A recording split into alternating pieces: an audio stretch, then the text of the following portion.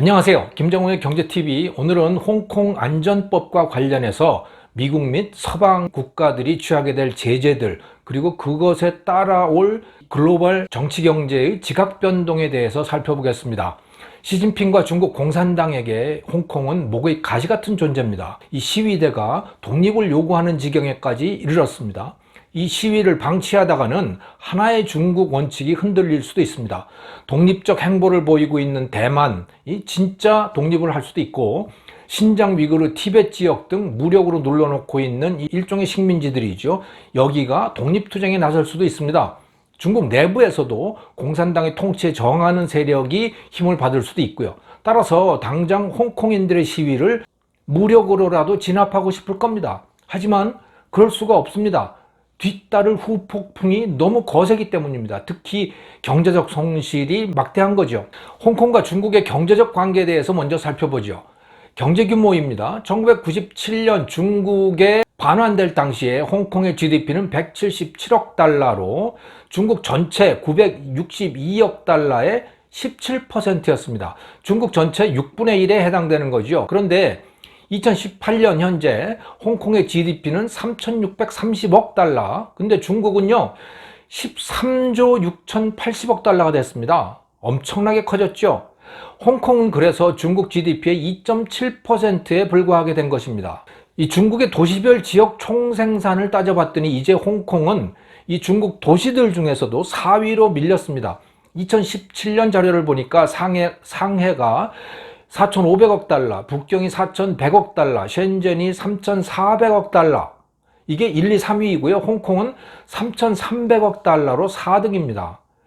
1997년 홍콩이 중국에 반환될 당시에는 당연히 홍콩이 압도적으로 1위였겠죠.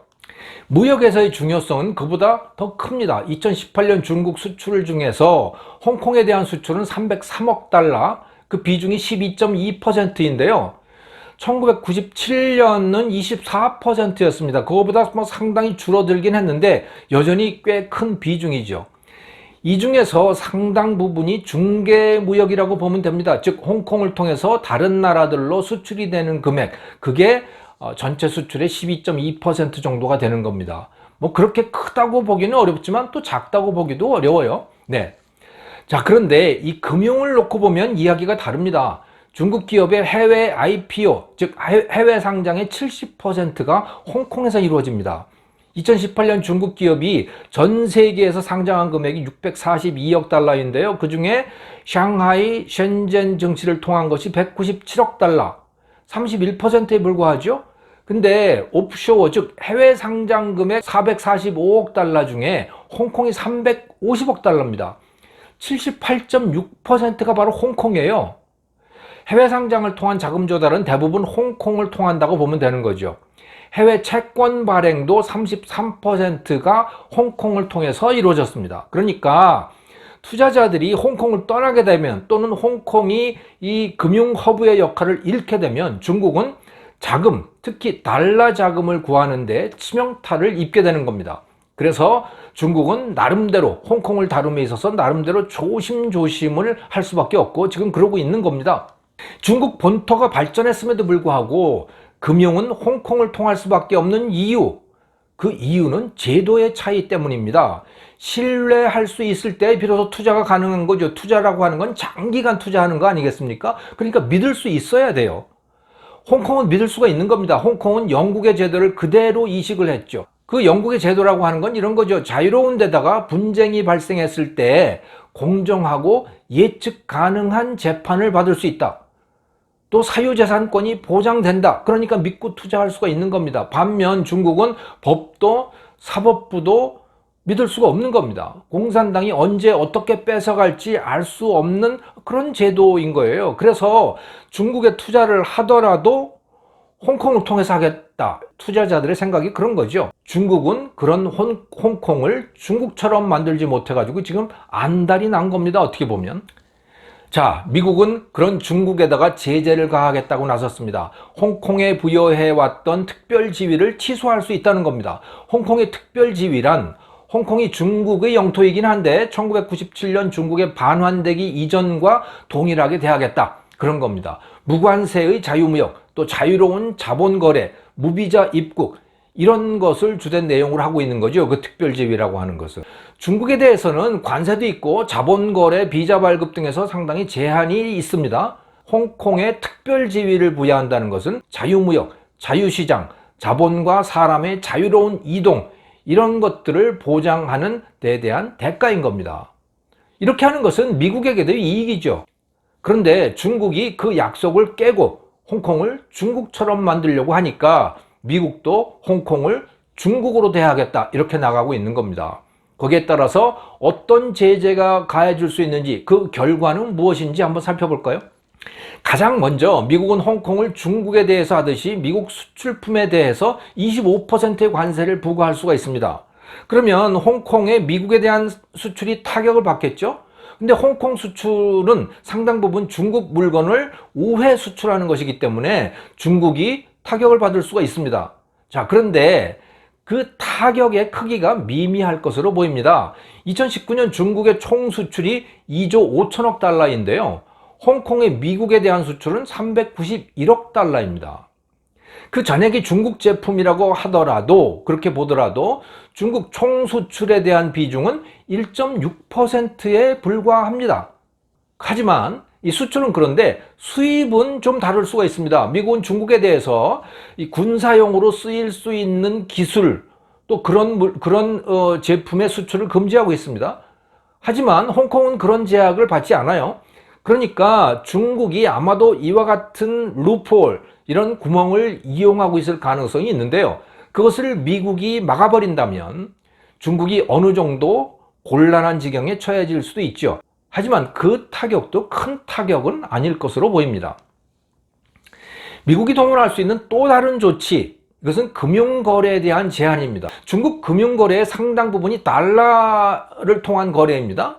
근데 그것은 이 달러 거래는 미국의 SWIFT, Society for Worldwide Interbank Financial Telecommunication이라고 하는 이 SWIFT 시스템을 거치게 되어 있습니다. 여러분이 외국에 송금할 때 은행 식별 코드, SWIFT 코드를 입력하라고 하는 그런 그 난을 보셨을 거예요. 그 SWIFT입니다. 자, 근데 그 SWIFT 체제를 미국이 운영하고 있는 거거든요. 따라서 미국이 마음을 먹으면 이걸 통해서 중국과 홍콩의 자금 거래를 차단할 수가 있습니다. 러시아, 이란, 베네수엘라에 대해서는 이미 이런 경제 제재를 가하고 있는 거거든요. 바로 이 스위프트 체제를 통해서 자금 거래를 제재하고 있는 거죠. 자, 이런 방법이 하나 있고요. 이것보다 더 세게 나간다면 뭐 진짜 핵폭탄급인데, 이거는 홍콩 달러를 미국 달러와 교환하는데, 지금까지는 다 그랬잖아요. 홍콩 달러와 미국 달러를 서로 교환을 하고 있는 겁니다. 그게 자유로웠는데 그걸 중단해 버릴 수도 있는 겁니다. 이렇게 되면 홍콩 패거제는 붕괴가 되고 자본이 홍콩에서 대거 이탈하게 되겠죠. 그런데 이런 조치까지는 쉽지 않을 것으로 예상들을 하고 있습니다. 왜냐하면 미국한테도 엄청난 손해이기 때문입니다. 달러 거래에 대한 제재는 달러 거래량을 줄이게 되지 않겠습니까? 그렇게 되면 이 달러의 기축 통화로서의 매력이 떨어집니다. 그건 미국에게 대 손해죠. 러시아, 이란, 베네수엘라 이런 나라들은 규모가 크지 않기 때문에 거기에 제재를 가하더라도 달러 거래량에 큰 차질이 발생하지는 않습니다. 그러나 중국은 다르죠. 세계 최대의 수출국 아닙니까? 중국이 달러 거래를 못하거나 또는 안 하게 된다면 달러 거래량은 현격하게 줄어들게 될 것이고요. 또 기축 통화로서의 이 달러의 파워도 줄어들게 됩니다. 물론 중국은 뭐 치명적인 타격을 입겠죠. 하지만 미국 역시 심대한 타격을 입게 될 겁니다. 그런 제재까지 하기는 쉽지 않을 거예요. 미국도. 그러니까 아무튼 미국은 여러 가지의 제재 수단을 놓고 저울질을 하고 있는 단계입니다. 어떤 제재가 나올지 두고 봐야겠죠. 아마도 이 아직 구체적 내용이 정해져 있지 않는 이 홍콩에 대한 국가안전법, 이 구체적 내용이 어떻게 될 것인지 그것이 확정되는 이 정도에 맞추어서 미국의 홍콩에 대한 제재도 나오게 되지 않을까, 그렇게 예상을 하게 됩니다. 자, 그동안 홍콩의 시장 반응은 어땠을까요? 눈에 띄는 반응은 브레인 드레인, 즉 인재 유출입니다. 블룸버그는 6월 2일자 기사에서 인재 유출이 본격적으로 시작됐다 이렇게 보도를 했습니다. 영국과 대만이 홍콩인의 이민을 받아주겠다고 한 선언이 아마도 큰 영향을 주는 것 같아요. 네. 금융시장도 영향이 있습니다. 주가는 5.6%가 하락을 했고요. 5월 22일자 리커창이 국가안전법을 통과시키겠다 이렇게 발표를 했을 때 증시는 5.6%, 항생지수가 그렇게 하락을 했습니다. 환율도 좀 올랐어요. 선물환도 약간 상승을 했습니다. 네. 그러나 6월 2일 현재 금융시장은 상당히 회복된 상태입니다. 이 홍콩의 자금시장 상황에 대해서는 다음 영상에서 상세히 말씀을 드리겠습니다. 아무튼 이 자금시장에 큰 동요는 없다고 보는 것이 맞을 것 같습니다. 파이낸셜 타임스나 사우스 차이나 모닝 포스트의 보도를 종합을 해보면요, 오히려 이 홍콩 비즈니스 소사이어티, 비즈니스맨들 사이에서는 국가안전법으로 인해 가지고 시위가 잦아들 것을 기대하는 분위기도 오히려 상당히 형성되어 가고 있다고 그렇게 보도들을 하고 있습니다. 그러나 홍콩 국가안전법에 대한 가장 큰 반응은 이 국제사회의 격앙된 분위기가 만들어지고 있다고 하는 것입니다. 코로나 사태 이후에 국제사회에서는 안 그래도 반중국 전선이 형성되어 왔습니다. 이 디커플링 정책만 하더라도요, 원래는 이거 미국만 목청을 높이고 영국이나 독일은 좀 시큰둥했었거든요. 그런데 코로나가 상황을 바꿔놨습니다. 영국과 또 독일을 비롯한 이 EU 국가들도 중국에 책임을 묻는 분위기가 만들어지고 있는 거예요. 중국의 홍콩 보안법 통과는 여기에 기름을 붓는 격이죠. 서방의 반중국 연합정선을 더욱 공고하게 만들고 있는 겁니다.